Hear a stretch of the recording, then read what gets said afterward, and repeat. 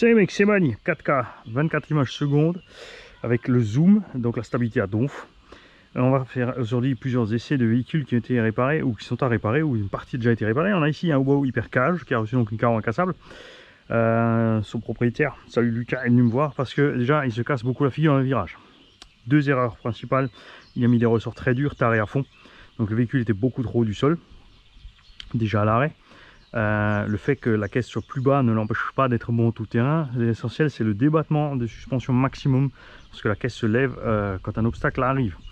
On a déjà réglé ça. Bon, il voulait absolument un aileron derrière dessus, on a donc laissé l'aileron. Et la bonne blague qu'il m'a fait, c'est qu'il m'a mis un L en ferraille avec une charnière pour une porte en bois, ce qui doit faire, ça doit être une charnière prévue pour 50 à 100 kg. On avait 200 grammes de lest en haut, derrière sur la carreau, pour fixer la carreau. Pour pouvoir la monter, la descendre. Là on est repassé sur deux simples bras en plastique avec des clips, on est donc beaucoup plus léger de l'arrière. Et l'autre panne qui est là, cette machine, c'est qu'elle a une perte soit de liaison, on a une coupure à un certain moment, et ensuite ça reprend. Donc maintenant il faut définir, ça peut venir du servo qui consomme trop de courant, donc qui fait flancher la réception, ça peut venir du variateur qui a un bug à un moment, ça peut venir d'une prise qui a un mauvais contact, ce qui fait que le variateur coupe, ou du récepteur lui-même. Donc maintenant on va rouler pour provoquer la panne. Il était déjà une fois là rapidement, on avait essayé, il ne s'est rien passé, donc maintenant on va le refaire. Si besoin, on va aussi aller évidemment dans la rue pour avoir une portée plus grande pour voir ce qui se passe. Quand vous perdez la liaison, c'est l'erreur qu'il fait lui aussi, c'est de rester, il joue avec les gaz, il met à fond sur les gaz, il joue comme ça sur les gaz, et quand la liaison reprend, tout d'un coup, ben, le véhicule forcément a enregistré un ordre de plein gaz, il part plein gaz. Donc le truc à faire, c'est quand vous avez une coupure, c'est de jouer avec la direction. Quand la direction reprend, c'est que vous avez repris, parce qu'il faut laisser aussi au vario, quand vous avez une coupure, le temps de refaire son point zéro. Si c'est une coupure parce que la prise a flanché ou n'importe quoi le récepteur, lui il doit recompter ses cellules lipo et refaire son neutre. Donc pensez à ça.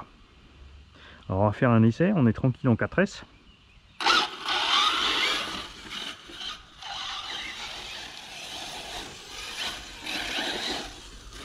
L'engin est relativement lourd avec tout ce qu'on a mis dessus, puisqu'on a les pare-chocs renforcés, la carreau, la grosse batterie 4S.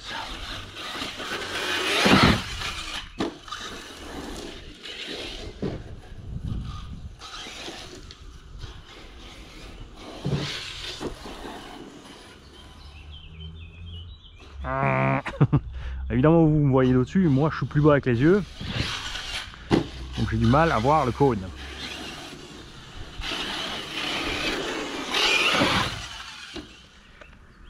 En tout cas le véhicule se comporte super bien, donc Lucas, faut pas oublier de freiner avant de tourner ou de laisser le véhicule ralentir. Tu lâches les gaz, tu le laisses délester de l'arrière, tu remets les gaz. En remettant les gaz, tu aplatis les fesses de la voiture au sol et résultat tu arrives à garder ton véhicule en ligne.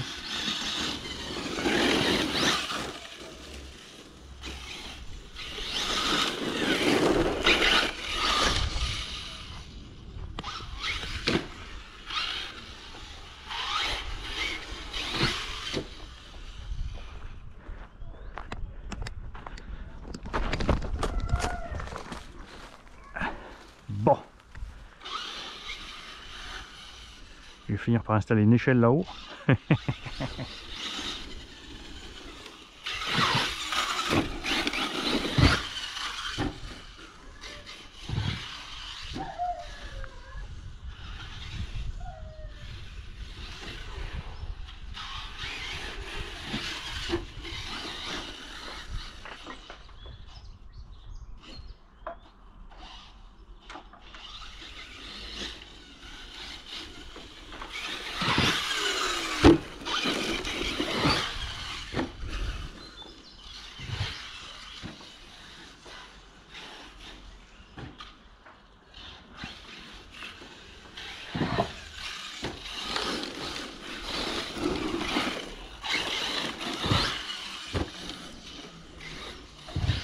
Évidemment le terrain selon où vous roulez et les pneumatiques que vous utilisez font une grosse différence sur le comportement du véhicule aussi en virage.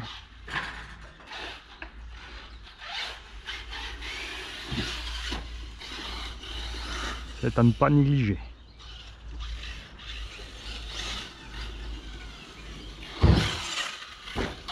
surtout sur un terrain où on roule comme nous en forêt, il y a beaucoup de pièges avec les caillasses et la racine.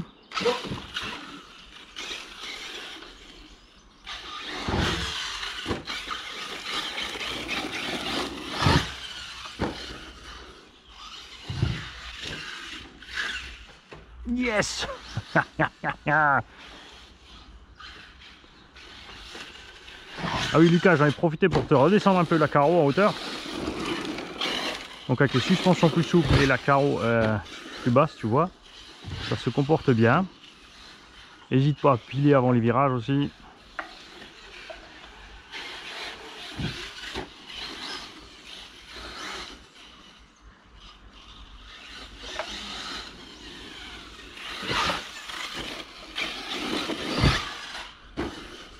Différence aussi du hypercage par rapport au SS standard, c'est que le poids du hypercage est relié à l'arrière, alors que sur le hyper SS on avait le poids plus en avant. Ce qui explique aussi, tu vois, comme le Kyosho VE, le petit Kyosho MP9 là, c'est que je suis obligé souvent en l'air de mettre un petit coup de frein pour ramener le nez au sol.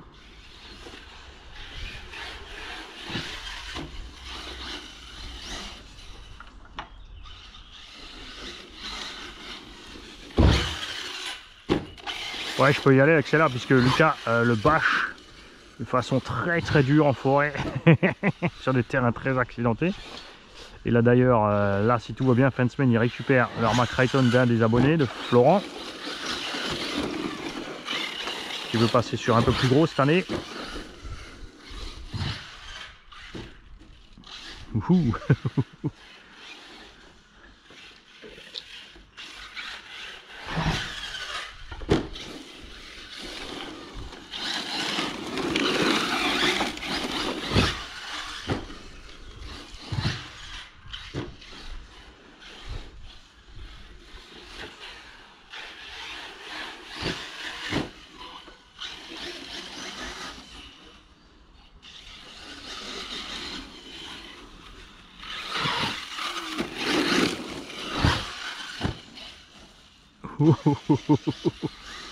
Ça c'était limite.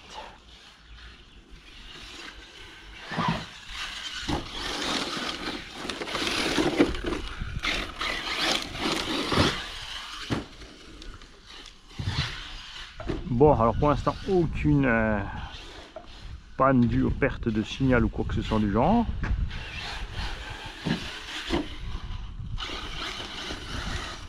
Même la bobou. Après là je suis bien placé haut aussi hein.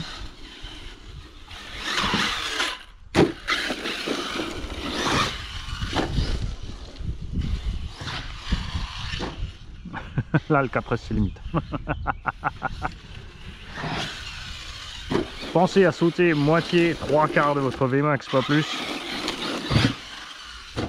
Ce qu'il vous faudra le reste en l'air pour corriger l'assiette.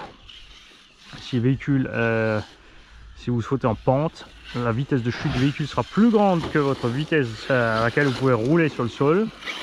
Résultat, vous ne pourrez plus rattraper l'assiette du véhicule. Avec des grosses roues bien lourdes, ça va encore bien. Ici, avec des roues relativement légères et petites, évidemment, c'est beaucoup plus dur. On va en profiter pour aller dans la rue.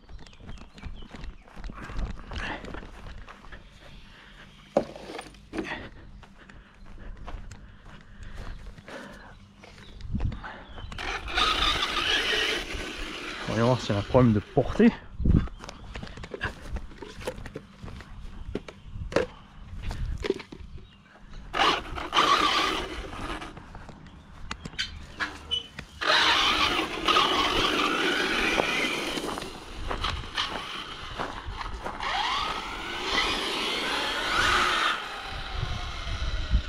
Test de portée, vous roulez cool et vous zigzaguez. Aucun souci.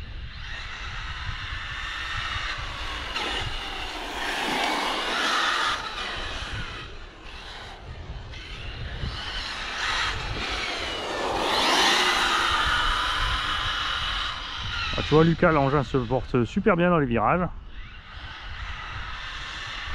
Avec la suspension en air relâchée, regarde. Parce que quand tu lâches les gaz, l'arrière peut monter, ça décroche. Et au moment où tu sens que ça décroche, tu remets les gaz et il redescend tranquille.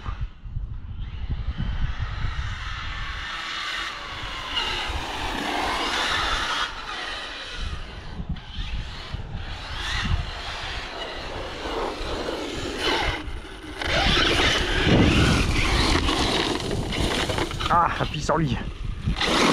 Loupé.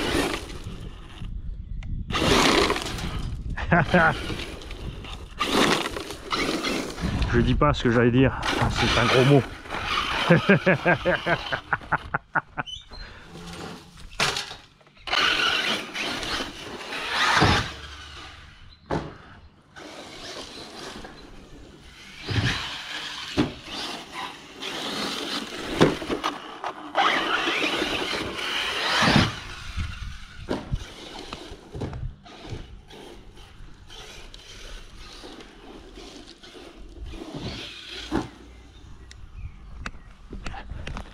Bon, on se remet au poste de commandement, comme vous avez vu ça se passe bien, tant que je suis détendu sur les gaz.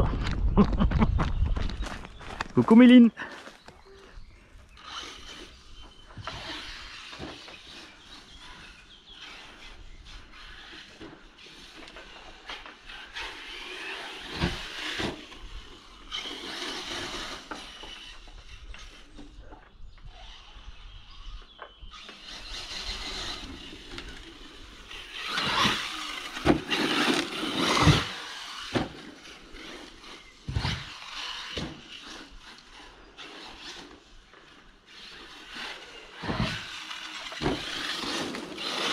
En tout cas, on sent que les ressorts sont durs.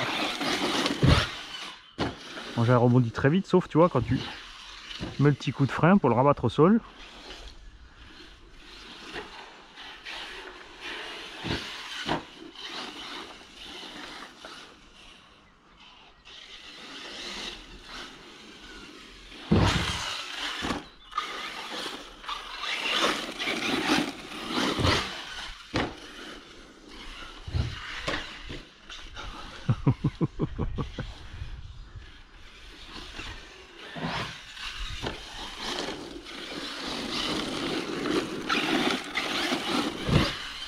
Alors si vous hésitez entre le SS et le VS, sachez que le SS c'est pas la vieille série qui va être arrêtée, c'est juste que c'est accès loisir, il n'y a pas 36 000 options pour aller dessus, contrairement au VS, sur lequel vous pouvez mettre plein d'options dignes de la compète. L'avantage du SS c'est que toutes ces cales de train sont en alu, pas besoin de les changer. C'est pas de l'alu super dur, c'est pas du 70-75, mais ça suffit large, parce que si vous pouviez voir ce que Lucas met dans la tronche de cette machine, les mecs, promet que ça vous rassure. Évidemment, on arrive toujours à casser et plier des tourelles ou des choses comme ça sur des crashs, des impacts à l'envers.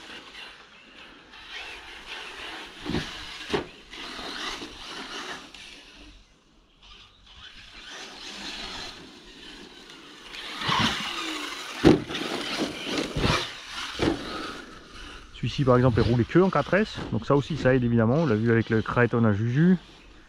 2 ans en 4S, zéro souci mécanique. Du point de vue de l'usure et tout ça, et même au niveau des gamelles, forcément tu voles moins haut, moins fort en 4 qu'en 6, t'es moins lourd.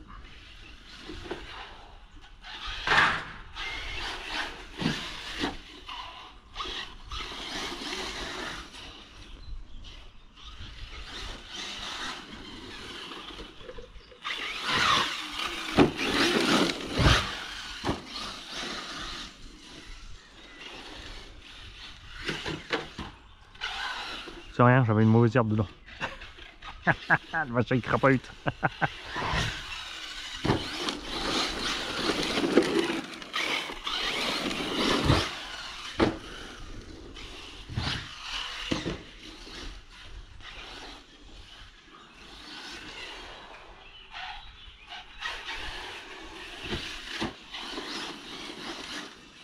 Moi je sais ce que JC il attend. JC il attend que je loupe les rampes et que je me retrouve garé à l'intérieur avec les chaises longues dans la boîte.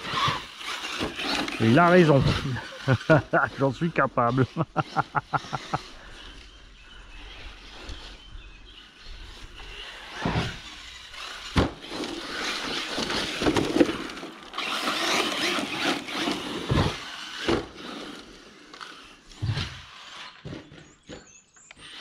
Yeah. Ah, c'est vrai que j'ai oublié. Alors normalement je dois faire un petit jeu. On fera ça peut-être sur le prochain essai. Évidemment on n'a pas pu s'empêcher de raconter des conneries avec Jérôme. Et chaque fois que je me casse la figure avec la machine, il faut que je fasse un tour du circuit en courant.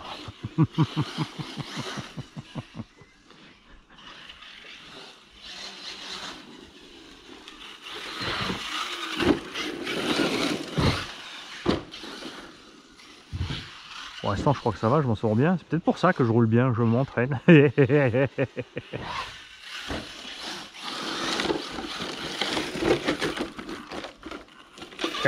Toujours sur les roues.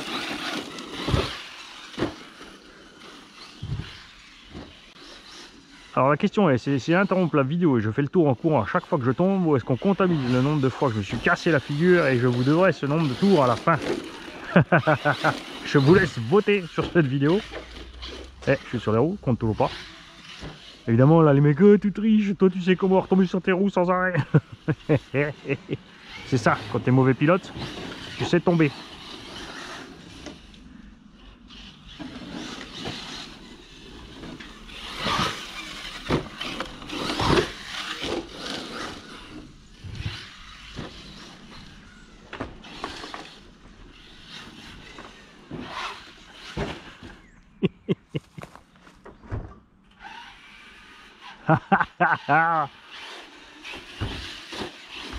On the roof, baby!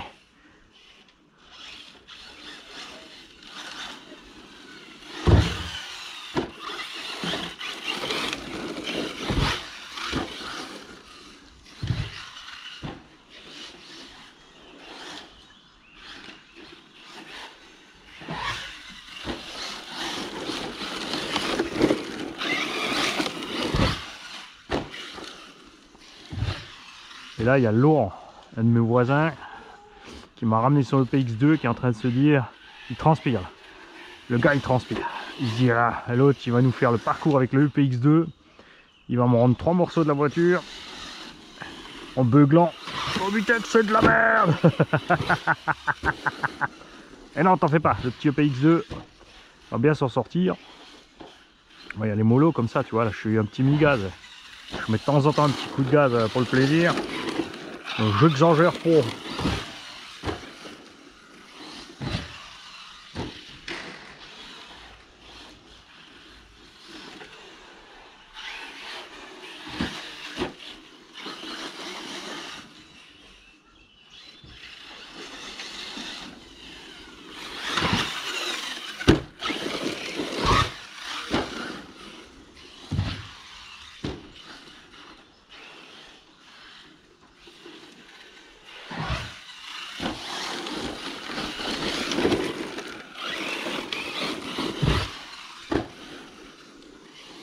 Je sens qu'il va falloir, avant que je démonte ce circuit après le confinement, que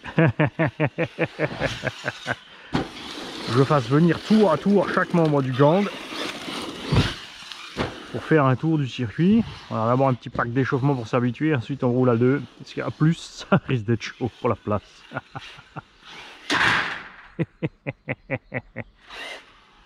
Faut que je vise l'autre potal, attention. Encore un petit coup, non, ça devrait passer.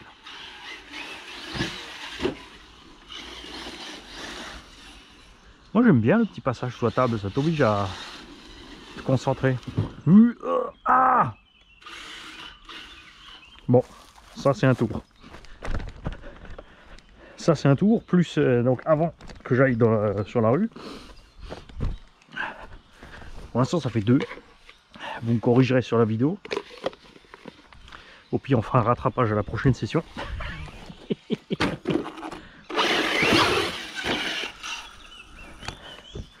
Alors.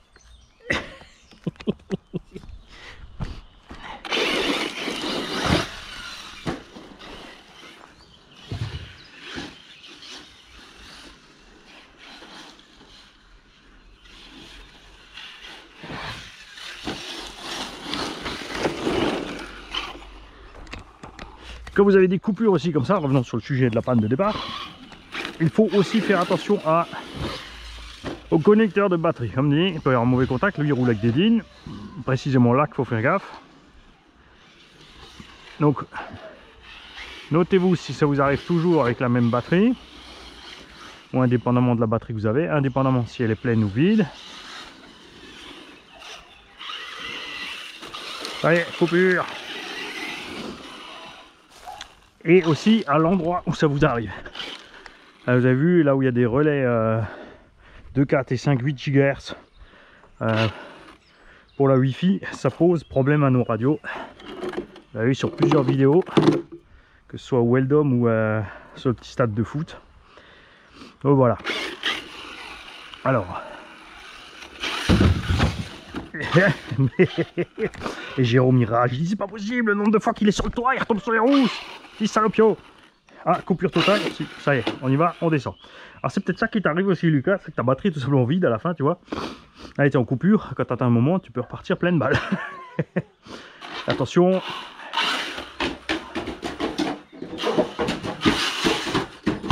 Ah, un tout.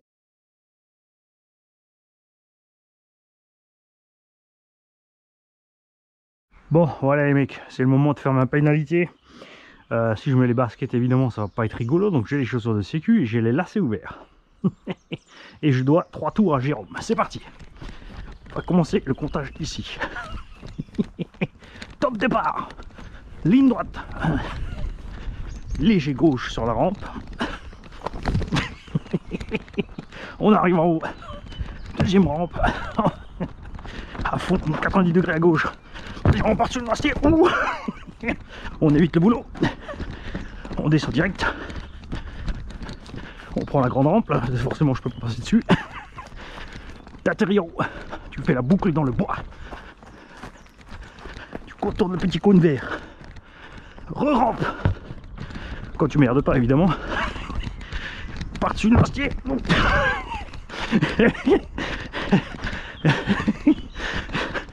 À gauche. Point droite sous la table.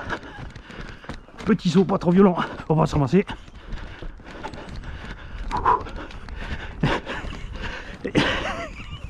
Arrivé. Je t'en dois encore 3. Encore 2. Mais à la grosse patate sort du repas. Je peux plus.